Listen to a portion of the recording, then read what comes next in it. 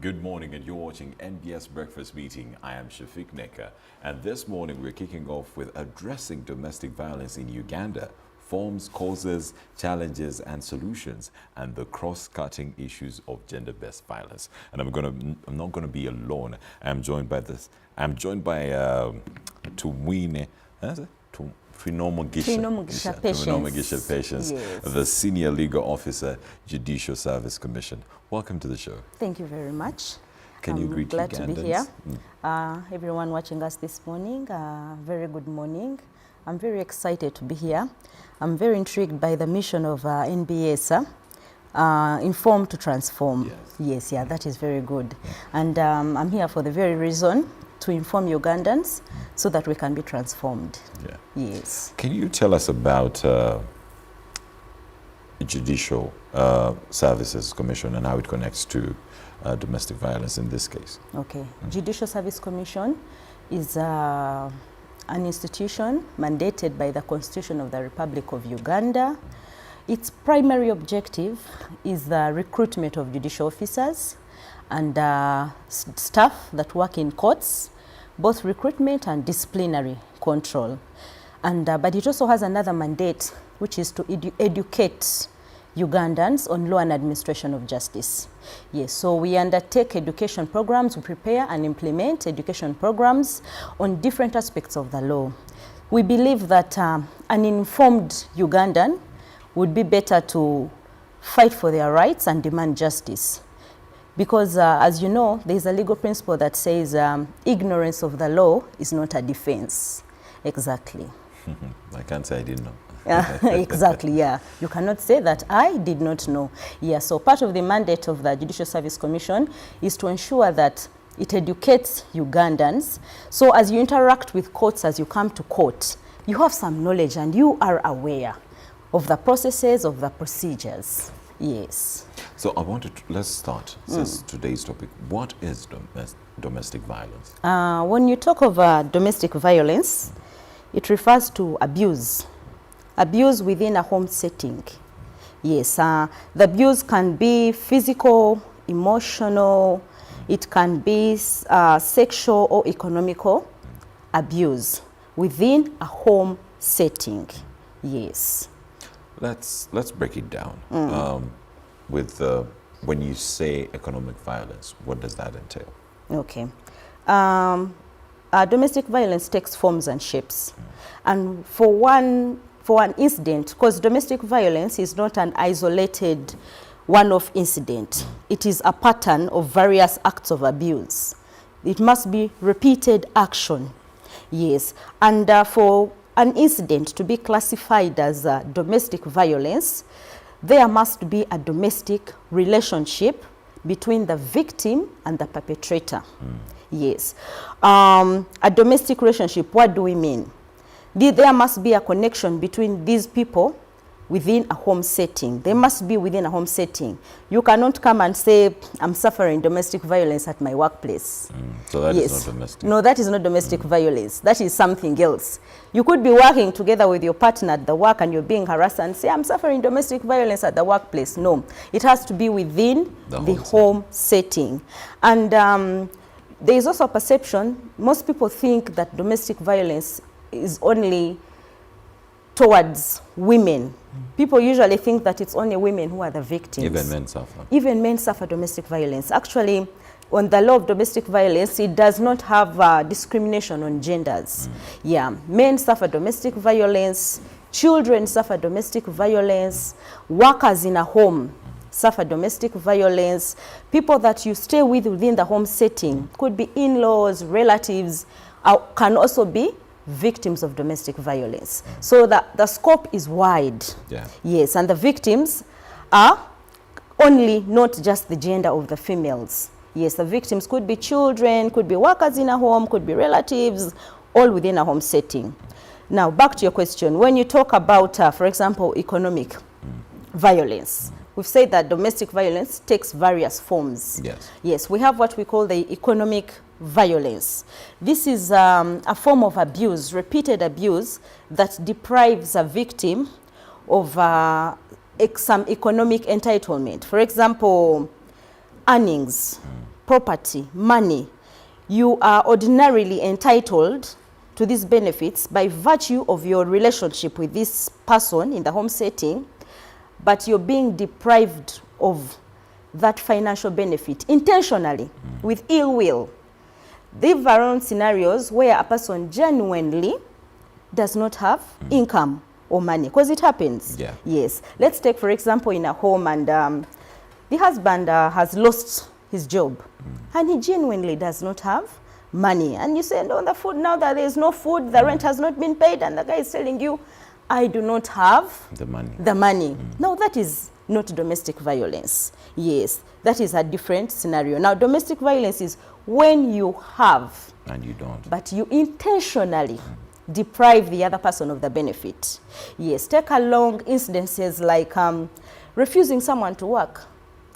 You're educated, you're productive, but I'm sorry, I will mainly refer to the gender of female because they are the main victims.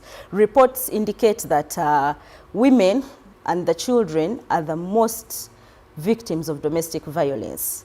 When you look at the police annual report for last year, out of the 14,000 reported cases of domestic violence, 10,000 were women victims, and about 3,000 were men.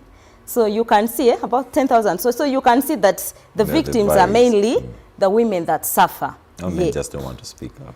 Men don't want to speak. Perhaps they don't want to speak out. We are yet to find out why they don't want to speak out. But it is in programs like this that we encourage them to come out and report these cases and speak out. Yes. Now, back to the point of the economic violence, where you deny someone to work, the benefit of working.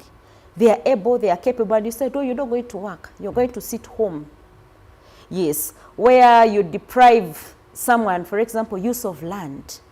The land is there and it is available, and you just deprive this person to use that land and make some money and have some income. There are certain communities where you go and the men are afraid of the women working. They feel like when the women work and they get money, maybe she will not listen to me anymore. So they deprive them of that opportunity to work. Failure and refusal to pay rent and provide necessities at home. You have the money, but you just stubbornly refuse. Those cases are there. Especially the men are the culprits that stubbornly refuse to provide. School fees payment comes, and he stubbornly refuses to provide. And yet they are living a lifestyle which is contrary to what they are displaying this side. This one is saying, no, there's no money there, I don't have money, let them sit at home, there is no money. But the person is buying plots of land or buying cars. So that is an example of economic violence. Yes. Yes. Then we have the main common one, the physical one. Yes. This one is very evident, and it is the most common one. The use of physical means to abuse someone. Beatings, slappings, kicking, you know. That is very, very common. Yes, use of weapons. Yes, so there is a physical injury to a person. And repeatedly, you know, the repeated action is there.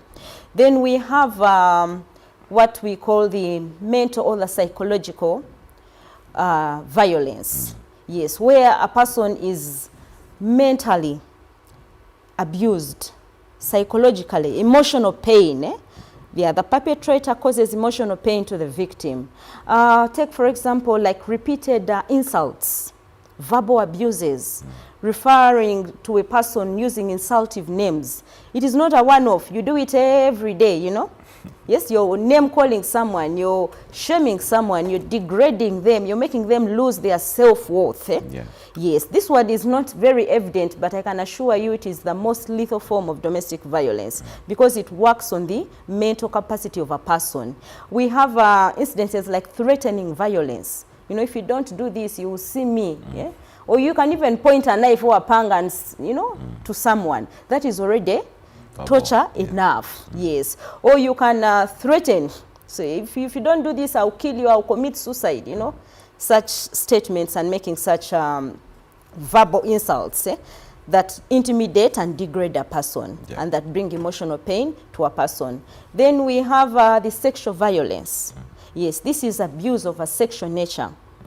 Examples are maybe forced sex. A person is not well, they are ill. We've had reported incidences of women who have just given birth a week or so, and she's being forced to have sex against the doctor's orders. That is sexual violence. We have workers in homes that are being sexually assaulted, both male and female, Yes. by their superiors. You know, we have use of words that degrade someone sexually. You know, yes, those are some of the incidences of the sexual violence. Yes, and the form that domestic violence takes. Who is affected? Who is affected? Every gender is affected. Every person is affected within the home setting. Children could be affected. The men could be affected. The women could be affected. Sometimes it is the women this time round perpetrating the violence on the men. We have seen in media reports women that have cut off the genitals of their spouses. True. Yes, that is already violence, you know, in a home setting. We have seen women that have killed their spouses in disagreements and fights, and one triggers and kills the other. Yes. So both genders are affected, both the women and the men affected. However, reports indicate that women and the children are the most affected by domestic violence. They're the most victims. Actually, the UN report says that every 10 minutes. Every 10 minutes. Yes, a woman is suffers domestic violence. Okay. One out of three women worldwide reported. Every woman has one out of three women have suffered an incident of domestic violence. That's the available data. That is what it shows. Even when you look at a police crime report of the previous year, you will see that the most victims were the women that were affected. Yes. But otherwise, everyone can suffer domestic violence. Yes. So I wanted to ask you, what are the root causes of domestic violence? Some of the root causes of domestic violence, look at the foundation of our societies. The belief that the male gender is more superior to the female. That patriarchal structures, those structures that take the men as the superior gender. Look back to history and see where we have come from. Some of us, our grandparents, tell you that during their time, women were forbidden from doing certain things. Yes. Certain foods were left for the men, and women were only allowed to eat, for example, cow, beef. And then the chicken, the eggs, the liver, and all that is reserved for the male. Yes, so that kind of structures perpetrate and create a favorable ground for abuse. Yes. Then we have norms and customs, cultural norms and customs that also encourage abuse. There are certain, recently I was on a radio program in eastern Uganda, and someone called in and said, for us in our custom, women are not supposed to inherit. Inheritance rights are not for women.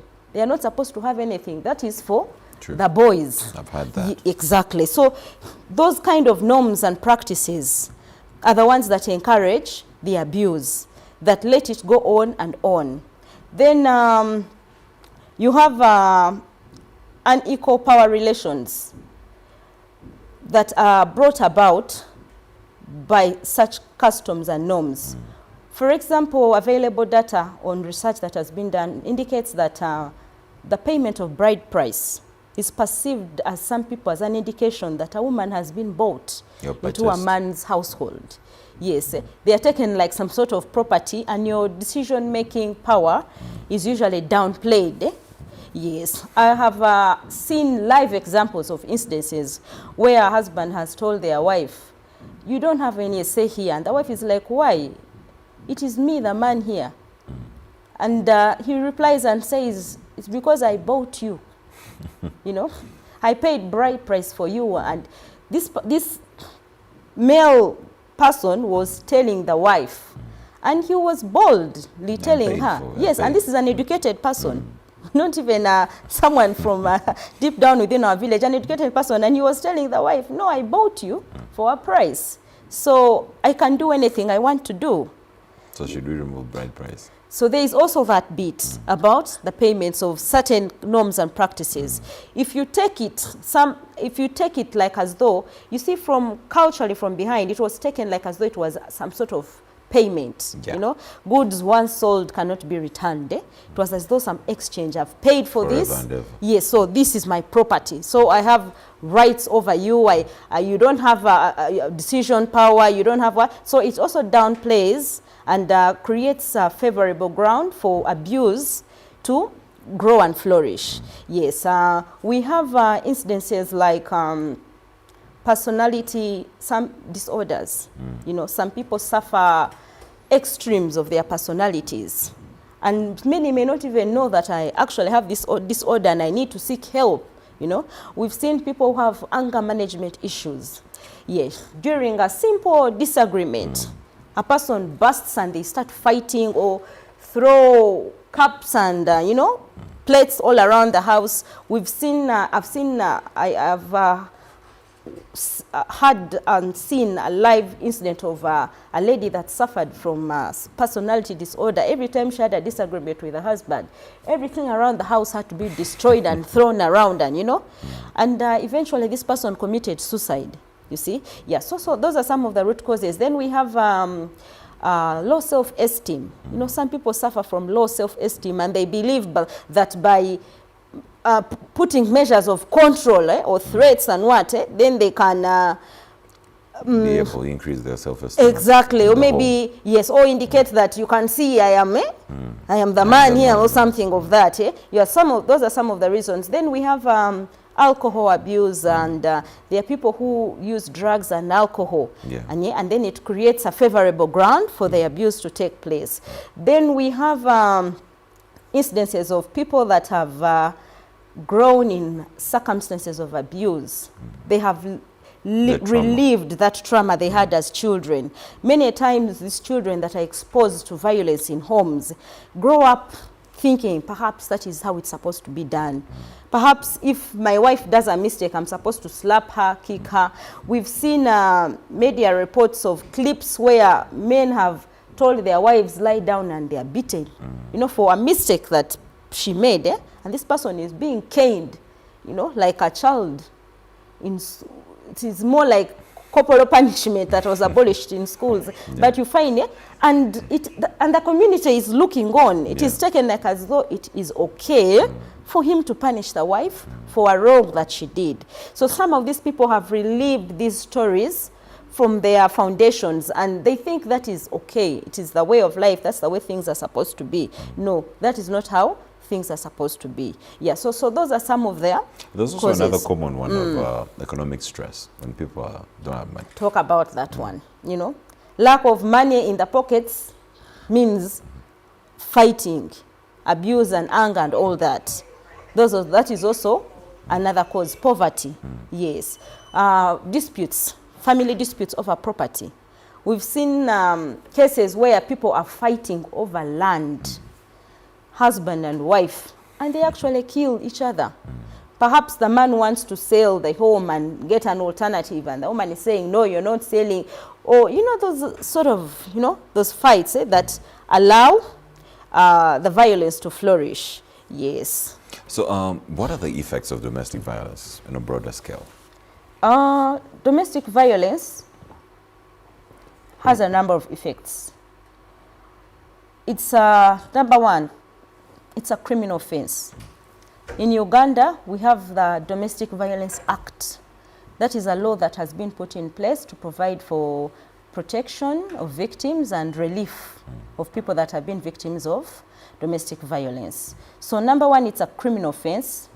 Number two, it's a human rights violation. Number three, it is a public health concern. Yes, it's a public health concern. When we talk of human rights violation, it degrades the rights of women. Yes, the rights of women to flourish and thrive in society and work. Yes. So then you have some effects that are physical, like the trauma we talked about. Some of the effects of the domestic violence? Yes. Yes, the trauma, we have separation. It leads to separation. If the couple was married, it leads to death, you know. There's homicides. There are people that have been killed because of domestic violence. It leads to permanent body injury. You know, there are people who live with scars of the effects of domestic violence. You find people who are poured on acid, people who are cut. Maybe perhaps people have lost their lives, you know. Maybe perhaps you did not die, but you're reliving the effects of what was done to you. We have the mental stress, you know.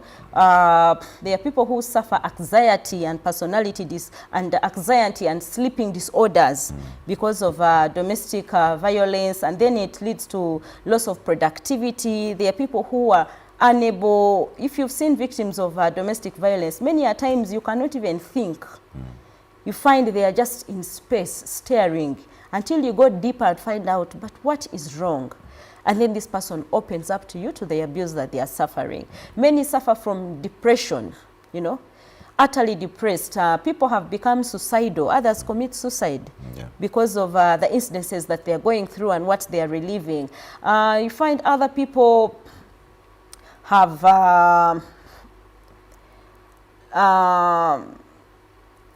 completely gone off, you know. You find they are almost suffering mental breakdown, Yes, for some people it even leads some mental confusion, you know. Yes, some people have lost their jobs and, you know, resigned and because of what's happening left at home. work, yes, because of what is happening at home. So the concerns, the effects are quite very disturbing. We have also the medical public health issue. Sexually transmitted diseases. You know, certain, one of the forms of the sexual violence is denying your partner to use contraception or use of protection against STD. Those are the contraceptions. Yeah, some of these things have led to the increase and spread of HIV, you know.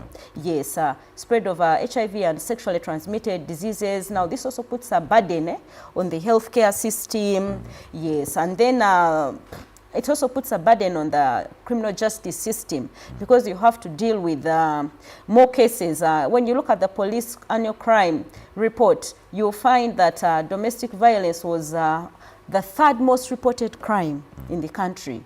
So, and these cases are brought before court. So now the country is already dealing with a lot of other land issues, land disputes and all that. So now we also have, it also puts a burden on the justice system. You find the police unit, family and children protection unit is quite busy and having a heavy load of matters to deal with them. Yes. It also has an effect on children. Yes. Many children are disturbed during their studies. Many lack concentration. We do schools sensitization. We do move to schools and speak to students. There's one of the schools we visited in Kakumiro district. Most of the, actually 90% of the students that I interacted with one-on-one, most of them were talking about domestic violence. They may not have known that it is domestic violence, but the incidences they were describing to me were just domestic violence, you know. You know, my dad does not care for us, he abandoned us, there is no school fees at home, my mom and dad are always fighting in front of us, you know, I cannot concentrate. Some of these students have had suicidal thoughts, you know. Yes, some of them have turned to use of drugs and you know, trying to run away from the trauma that is at home. Some of them have turned to use of drugs. So their concentration and studies have been affected by what they have to see and relive at home. Yes. So some of the other incidences are like unplanned pregnancies, you know. Take for example, you sexually assault or someone within the home working like a worker, you know. You take advantage of her, you know. Then that would sometimes lead to what? unplanned pregnancies, or someone is telling you use contraception and you're like, no, me, I don't use contraception. We've had instances where women say, me, my husband says he does not want to use condoms, he does not want to use contraceptions, and yet he's actually sleeping around. Actually, infidelity is one of the causes of domestic violence in homes. Yeah, it's one of the things that lead to fights and tempers and, you know, all that. Yes, and so you find these people saying, some of the reports we receive is that my husband says he does not want to use condoms, doesn't want to use protection, and yet this guy is busy, you know, moving around and sleeping around with everyone else. So what happens at the end of the day? Spread of diseases, STDs, there's a spread. HIV levels are, you know, they are not being brought down, they are rising instead, because you're not allowing this person to protect themselves. Yeah, so those are some of the effects of the... So I wanted to ask you now, what punishment is there for domestic violence?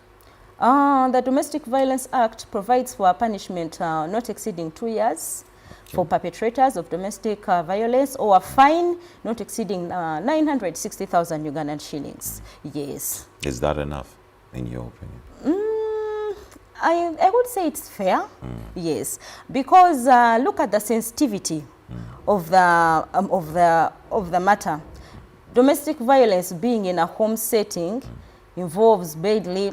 There is a man, there is a woman, there are children involved, and many a times some of these people can reconcile. Yes. Many a times this is the father of these children. Kids. Yes. So the law is per se, the sentence I would think is fair enough. For a reform measure. Yes, it's fair enough, considering the fact that this is just violence within the home setting, and it has its several causes, like we have said. There are several factors that could have led to that. Was it maybe anger management? Did you act out of anger repeatedly? Are you having some personality disorders? Do you need counseling and you've not gotten the help? Is it drug? Is it, like we've said, financial stress, economic stress? Yes. Yeah, so those are the things that you put into consideration and say, I think this is fair enough. Yeah. So one might be there and is suffering and is wondering, where can I report domestic violence? Usually what we encourage is for people to speak out. Speaking out is the first step of seeking help when it comes to matters of domestic violence. We have a number of institutions in place that are available to help victims. You can report, number one, to police. Yes, the Family and Children Protection Unit is there to register these cases and take them on to court. You can go to the local council court within the area where you are staying, within the village. The LC1 court actually is one of the courts of the first instance, where you can report matters of domestic violence. Yes, you go and speak to the chairperson. Many times this person is brought forth and reconciliation is encouraged, or maybe some sort of settlement, caution. Yes, you can go to a hospital, a health center, and report to a medical practitioner. Yes, if especially if you speak for people who are suffering the physical form of violence, yes, so you can speak to a doctor, and this doctor will do the examination, take down the reports, you know, then they can contact and call in police. You can go to a court. We have magistrate courts in all districts. Go to the nearest court and seek the mlamuzi, the judicial officer, and say, Mulamuzi, I want to speak to you. I'm suffering this and this. You know, can you help me? You will seek help. You can go to the probation and social welfare officers at the district, the CDO, the district development officer. You can go and report to them. So there are quite a number of avenues where you can report and seek help. Yes. In your opinion, what are the solutions for domestic violence people can pick up from? In my opinion, and from what I have seen, one of the solutions is awareness, community awareness. Yes, we need to reach out to communities, continuously reach out to people and let them be aware of the domestic violence, the forms it takes. Very many people we've come to realize think that domestic violence is just physical. Yes, they think that when he beats me, that's domestic violence. No, it actually takes several forms.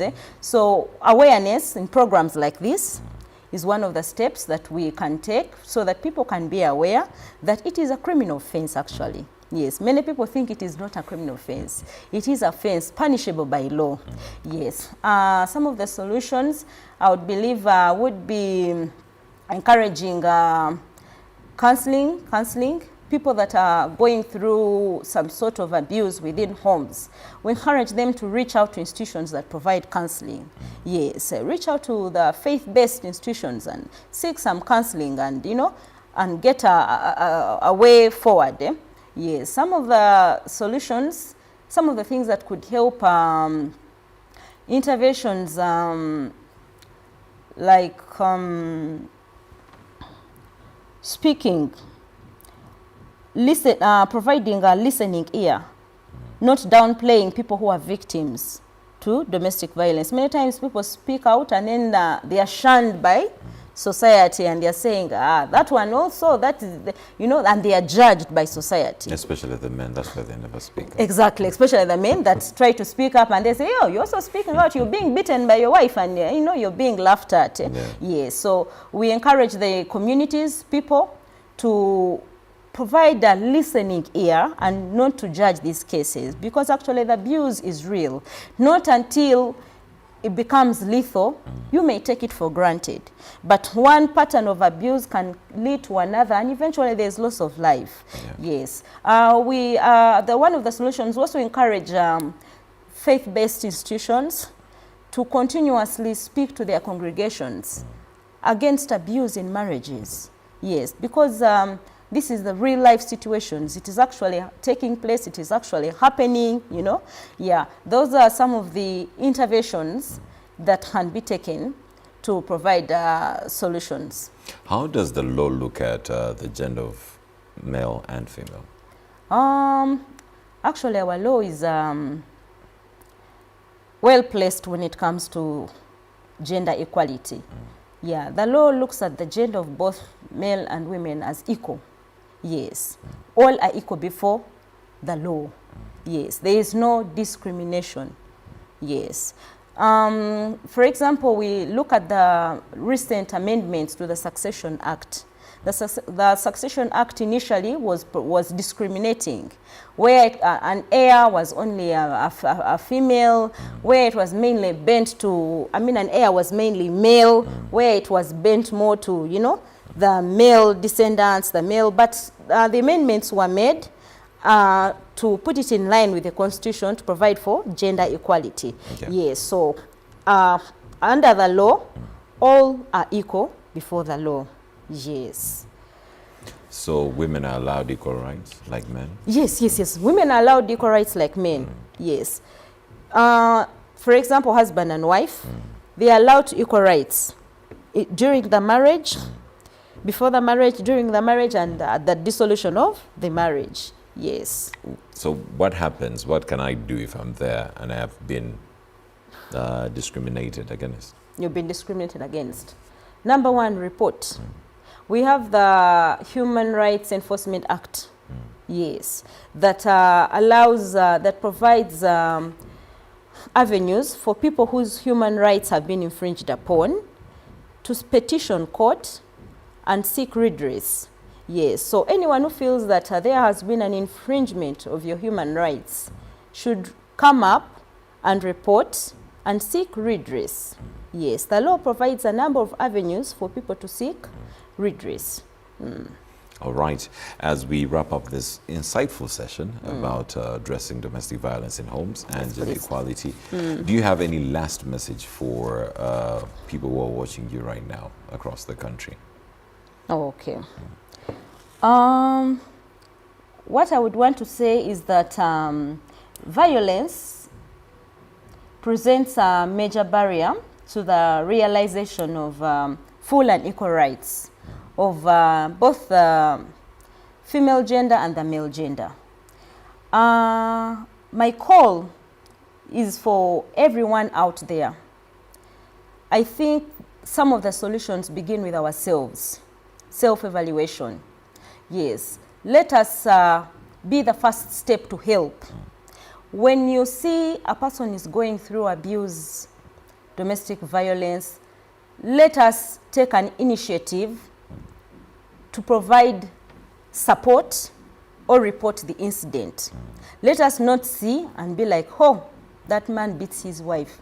I will not get involved. Before you know it, so none of my business. Yes, there will be a dead body. So let us start with each one of us being proactive in matters to do with violence, not only against women, but even against the men. Yes, and we call on different institutions. We call on the police to provide an ear, a listening ear, and register these cases when brought to them. Yeah. Yes, I've had some instances where someone says, I went to report to the police and it was not doing anything. They told me to go back and sort it at home. Or where the men come to report and they are laughed at. Yeah, so we call on these institutions to know that the effects of domestic violence are lethal. It could start as something small, but it could it could result into the loss of life. So we call on institutions to take on these matters seriously and encourage the men to report as well. Yes, and we call on the communities at large to pinpoint incidences of abuse and encourage victims to report. Yes, to report or keep away. And where any person in a home setting feels their life has been threatened, would encourage people to come to court and apply for protection orders. Yeah. Yes, use the systems that are in place to seek help. And there are people who are in homes and they're in marriages. Some people hold on to relationships, especially I would say for those that are legally married. Yeah. They hold on to them even despite all sorts of abuse, you know. Community says, no, you made vows, you're supposed to stay for better, there. For worse. So exactly. you're in the worst moment. Exactly. For better, for worse, to me, does not mean that you downplay your safety and you have to give priority to your mental state, and your safety should come. Priority should be given to your safety as a person. Yes. So I call on to people not to remain in incidences and relationships that are abusive. Many people are in the hope of maybe he will change, or maybe, you know. Many a times they do not. Many a times it becomes lethal and it results in loss of life. So I also encourage people that are in settings that encourage, or in settings that are allowing violence to go on, to get out of those settings. Yes.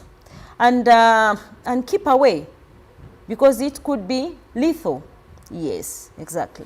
Thank you very much, Patience, for coming through and for giving us insights on that. I'm sure a lot of people have learned a thing or two. So let's stand together and fight against domestic violence. No one deserves to suffer in silence. So if you're out there and you're suffering, they've told you how to report to the police, also the communities and the faith to also help out and lay a helping hand. Let's take a very short break. I'll return back with Centenary Bank.